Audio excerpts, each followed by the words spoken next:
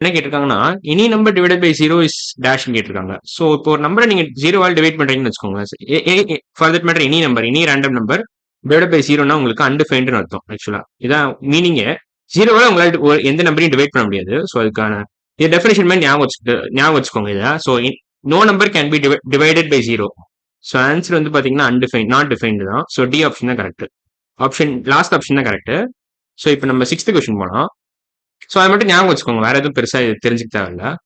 So இப்போ 6th question என்ன கேட்டிருக்காங்க, additive identity of whole number is என்னன்னு கேட்டிருக்காங்க. ஸோ இப்போ எனி ஹோல் நம்பர், ஸோ ரேண்டமா ஒரு ஹோல் நம்பர் நான் எடுத்துக்கிறேன். இப்போ 7 எடுத்துக்கிறேன். 7 + 0 = 7. So additive identity of whole number 0 தான். 0 is the additive identity. So நீங்க அடிட்டிவ் ஐடென்டிட்டி எழுதிக்கலாம். ஆனால் இது அடிட்டிவ் ஐடென்டிட்டி ஃபுல்லாக எழுத போறது இல்லை. ஸோ 0 தான் ஆன்சர். ஸோ ஓவரால் ஆன்சரே 0 தான். ஸோ ஆப்ஷன் பி தான் கரெக்ட். ஓகேவா? ஸோ இப்போ 7th கொஸ்டின் போனா. ஓகே, 7th கொஸ்டின் என்ன கேட்டிருக்காங்க, multiplicative identity of whole number. Multiplicative identity of whole நம்பர்னாலும் சரி, ஃபிராக்ஷன்னாலும் சரி, டெசிமல்னாலும் சரி, இன்டிஜர்னாலும் சரி, உங்களுக்கு வந்து 1 தான் வரும். So any random number into 1 gives you the same random number.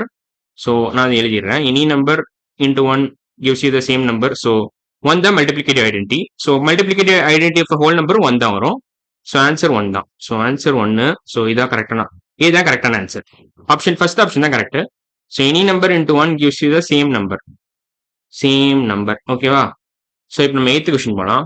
Okay, 8th question என்ன கேட்டிருக்காங்க, there is no identity for subtraction and division. அடிஷனுக்கு ஐடென்டி இருக்கு, சப்ட்ராக்ஷனுக்கு டிவிஷனுக்கு ஐடென்டி இல்லை. ஏன் ஐடென்டி இல்லை நீங்க கேட்கலாம்.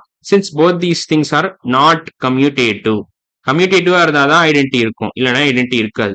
இப்போ 5 - 0 வந்து 0 - 5க்கு ஈக்குவல் கிடையாது. அதே மாதிரி 1/5 is not equal to 1/5. So அதனால தான் நான் சொல்றேன் சப்ட்ராக்ஷனுக்கும் டிவிஷனுக்கும் ஐடென்டிட்டி கிடையாது. ஏன்னா இப்போ நான் அதுக்கு எக்ஸாம்பிள் கொடுத்துறேன். இப்போ 5 - 0 gives you 5. ஆனால் 0 - 5 என்ன வரும், உங்களுக்கு -5 வரும். So these two things are definitely not equal. 5 is not equal to -5. அதே மாதிரி இப்போ பார்த்தீங்கன்னா 5 divided by 1 equal to 5. ஆனால் 1 divided by 5 is equal to 1/5. So again these two things are not equal. So அதனால தான் சொல்றேன் சப்ட்ராக்ஷனுக்கும் டிவிஷனுக்கும் ஐடென்டிட்டி கிடையாது. அவ்வளவுதான். ஸோ இப்போ